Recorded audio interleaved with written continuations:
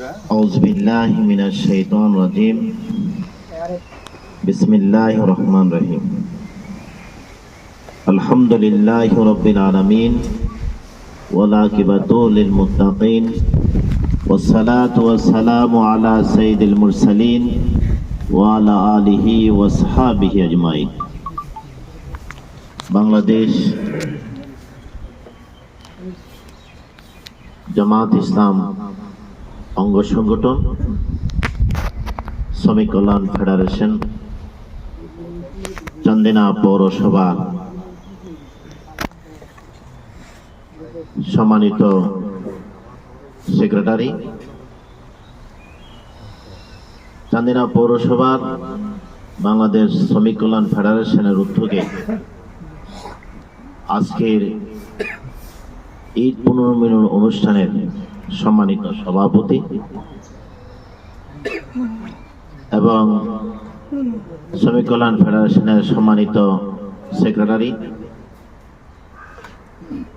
আজকের উপস্থিতি আছেন শ্রমিক কল্যাণ ফেডারেশনের অ্যাসিস্ট্যান্ট সেক্রেটারি, ইসলামী আন্দোলনের শ্রমিক কল্যাণ ফেডারেশনের সংগ্রামী দিনী ভাইরা, আসসালামু আলাইকুম ওয়া রাহমাতুল্লাহি ওয়া বারাকাতুহু। আল্লাহ তাআলার দরবারে লাখ কোটি শুকর, সকলে আমরা বলি আলহামদুলিল্লাহ। মহান আল্লাহ তাআলা আমাদেরকে ঈদুল আজহা নামের একটা ঈদ আমাদের মাঝে এসেছে এবং আমরা শান্তিভাবে সুন্দরভাবে পালন করতে পেরেছি। এই জন্য মহান মনিবের নিকট শুকর গুজার করেছি আলহামদুলিল্লাহ। ঈদের পরের দিন এই যে ঈদরা আসছে, এটা হলো কোরবানির ঈদ। গতকালকে আপনারা কোরবানি করেছেন, আজকেও আপনারা কোরবানি করার জন্য প্রস্তুত হয়ে আসছেন। এই জন্য আপনাদেরকে এই মঞ্চ থেকে আন্তরিক ধন্যবাদ এবং মোবারকবাদ জানাচ্ছি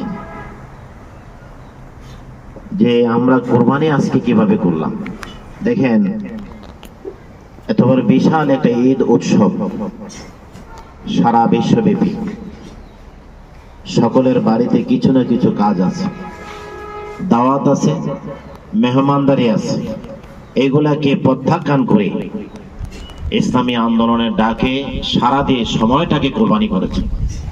আল্লাহ তাআলা যেন আপনাদের এই সময়টাকে কবুল করে নেয়, সকল বলে আমিন। দরুদ ও সালাম মহানবী সাল্লাল্লাহু আলাইহি সাল্লামের কাছে প্রেরণ করছি, যিনি পৃথিবীতে না আসলে গোটা পৃথিবীর সৃজন হতো না। আজ গোটা দুনিয়া আমরা চিনতাম না, আল্লাহ কি জিনিস আমরা বুঝতাম না। রাসূলের মাধ্যমে আল্লাহ সুবহানাহু ওয়া তাআলা আরশে আজিম থেকে খলিফাত কোরআন, এই বিশাল নিয়ামত মুসলমানদের জন্য একটা গাইডলাইন, গোটা বিশ্বের মানবতার কল্যাণের জন্য একটা গাইডলাইন প্রেরণ করেছে। আর রাসূলের মাধ্যমে আমরা তা জানতে পেরেছি। এই জন্য রাসূল সাল্লাল্লাহু আলাইহি ওয়াসাল্লামের কাছে প্রাণ ভরে আমরা দুরূদ পড়াই, সকলে বলি সাল্লাল্লাহু আলাইহি ওয়াসাল্লাম।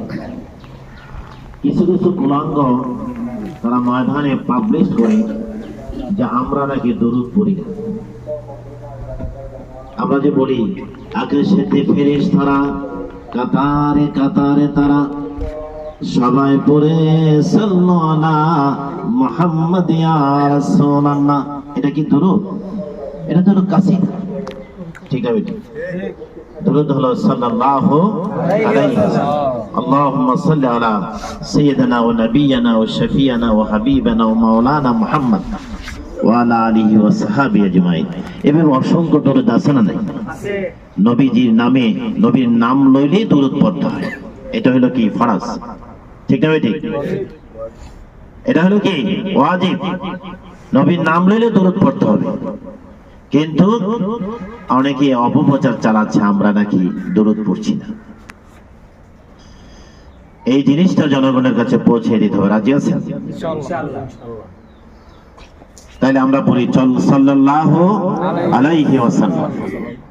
শ্রদ্ধার সাথে স্মরণ করছি ওই সকল সাহাবা সিদ্দিকীন যারা এই আল্লাহর জমিনে আল্লাহর দ্বীনকে কায়েম করার জন্য হাসতে হাসতে ময়দানে জীবনটাকে বিলীন করে দিয়েছে।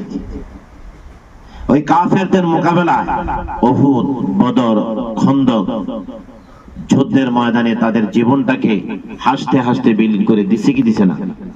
ওই সকল শহীদদের রূহের মাগফিরাত কামনা করছি।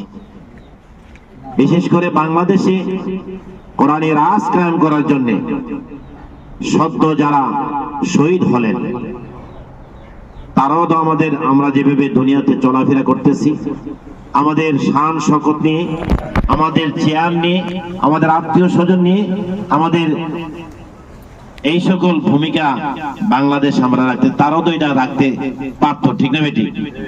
কিন্তু তারা এইদিকে না তাকাই তারা কি করলো? ওই জালিম সরকারের কাছে তারা মাথা নত করে নাই। তারা যদি জানালা দিয়ে একটু উকি দিত, ম্যাডাম আপনি যা বলেন আমি তা শুনবো, মেহেরবানি করে আমার হাতের শিকলটা ছেড়ে দেন, সরকার কি শুনতো না? তারা কি মুক্তি পেত না? যারা আল্লাহর দুশমন, যারা কোরআনের দুশমন, যারা দ্বীনের দুশমন, যারা রাসূলের দুশমন, রাসূলের তরিকার দুশমন, যারা বাংলাদেশের স্বাধীনতার দুশমন, এই তাদের কাছে মাথা নত করে। তারা মুখে মুখে বলে বাংলাদেশ স্বাধীন করেছে, ঠিক না বেটি? আমরা কি স্বাধীন হয়েছি? আজকে 5 লক্ষ টাকা লই এখান থেকে আসতে পারবেন? পারবেন না। যদি পেছনে কেউ দেখে ফেলে আপনাকে কতল করে ফেলবে, অথবা মুখের মধ্যে আপনার এমন একটা জিনিস লাগাই দিবেন চোখের মধ্যে, আপনি এটি ফালাই দিয়ে তো দৌড় দিয়ে চলে যাবেন, আপনার ডেড বডিটা পরে থাকবে। কিছুক্ষণ পরে 1-1.5 ঘন্টা পরে আপনাকে কুড়াই নিয়ে যাবে আত্মীয় স্বজনটা, ঠিক না বেটি? তাহলে আমার যেখানে টাকা নিয়ে রাস্তা দিয়ে হাঁটার মতন স্বাধীনতা নাই, আমার যেখানে বোরকা পরার স্বাধীনতা নাই, বাংলাদেশের শতকরা 95% মুসলমান থাকা সত্ত্বেও এদেশে বোরকা পরার কোনো কি নাই, স্বাধীনতা নাই। আমার যেখানে আল্লাহর দ্বীন, এই জমিন কার? জোরে বলেন। আকাশ কার? কোরআন কার? আমরা কার? আল্লাহর জমিনে আল্লাহর দ্বীন কায়েম হবে, কোরআনের দাওয়াত আমরা পেশ করব, কিন্তু এখানে বাক শক্তি আমাদের নাই। আমরা কেন আজকে পর্দার অন্তরালে প্রোগ্রাম করতে হয়? কোরআন কি জিনিস? কোরআন হলো রাজ কিতাব। কি কিতাব? রাজ কিতাব। আর কোরআন হলো শাহী কিতাব, রাজ কিতাব। রাজ কিতাব রাত জায়গায় হবে আলোচনা, ঠিক আছে? ঠিক। আজকের দেবিদ্বারের বা চান্দিনার রাত জায়গা কোথায়? সেই উপজেলার অডিটোরিয়াম, ডাক বাংলা রুম, পৌরসভার ডাক বাংলা রুম, ঠিক না বেটি? সেটা হলো চান্দিনার 3.5 কোটি মানুষের, 3.5 লক্ষ মানুষের রাত জায়গা হচ্ছে অডিটোরিয়াম, চান্দিনা অডিটোরিয়াম। সেখানে না বক্তব্য রেখে আজকে কেন আমরা পর্দার অন্তরালে বক্তব্য রাখছি?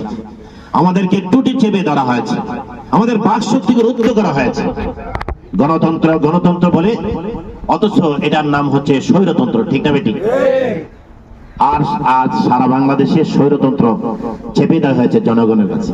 জনগণ নিজের মুখ নিয়ে, বাক স্বাধীনতা নিয়ে রাজপথে আল্লাহর দ্বীনের কথা বলতে পারে না, জনগণের ভাগ্যের কথা বলতে পারে না, দেশের উন্নয়নের কথা বলতে পারে না, না পারে ইসলামের পক্ষে কথা বলতে, না পারে দেশের পক্ষে কথা বলতে, না পারে উন্নয়নের কথা বলতে। আজ উন্নয়নের নাম দিয়ে কোটি কোটি বিলিয়ন ট্রিলিয়ন টাকা বাংলাদেশে হাইজেক করে বিদেশে পাচার হচ্ছে, ঠিক আছে? আজ মানুষ বাংলাদেশ অর্থনীতি ভঙ্গ হয়ে যাচ্ছে। তো যেখানে অর্থনীতির স্বাধীনতা নাই, যেখানে দেশের পক্ষে কথা বলার স্বাধীনতা নাই, যেখানে মানুষের অধিকারের কথা বলার স্বাধীনতা নাই, যেখানে ইসলাম প্রচার করার, কোরআনের দাওয়াত পেশ করার জন্য আল্লাহর এই জমিনে আমরা মুক্ত মনে, মুক্ত আওয়াজে আল্লাহর দ্বীনের প্রচার করব, সেখানে কথা বলার আমাদের তৌফিক নাই। এটার নাম কি গণতন্ত্র? এটার নাম কি স্বাধীনতা? আমরা স্বাধীনতা হারিয়ে ফেলেছি। এই স্বাধীনতা অর্জন করার জন্য আবারও আমাদেরকে আন্দোলন করতে হবে। রাজি আছেন? আবারও আন্দোলন করতে হবে। 30 লক্ষ মা বোনদের যেভাবে ইজ্জত নষ্ট হয়েছে, যেভাবে তারা হত্যা হয়েছে, আবারও প্রয়োজন বোধে 30 কোটি মানুষকে ঐক্যবদ্ধ নিয়ে রাজপথে আবার নামতে হবে, একমাত্র কোরআনের অধিকার আদায় করার জন্য। আমাদের ভাইয়েরা যারা জানালা দিয়ে একটু হাত দিলেই পারতেন, ম্যাডাম আমাকে ছেড়ে দেন, সিগুলটা ছেড়ে দেন, আমি আপনি যা বলেন তা শুনবো, কিন্তু তারা এই কথা কি করে নাই, সেদিকে নজর দেয়নি। কোটি কোটি তারা টাকা পাইতো কি পাইতো না? তারা কি ফ্ল্যাগ পাইতো কি পাইতো না?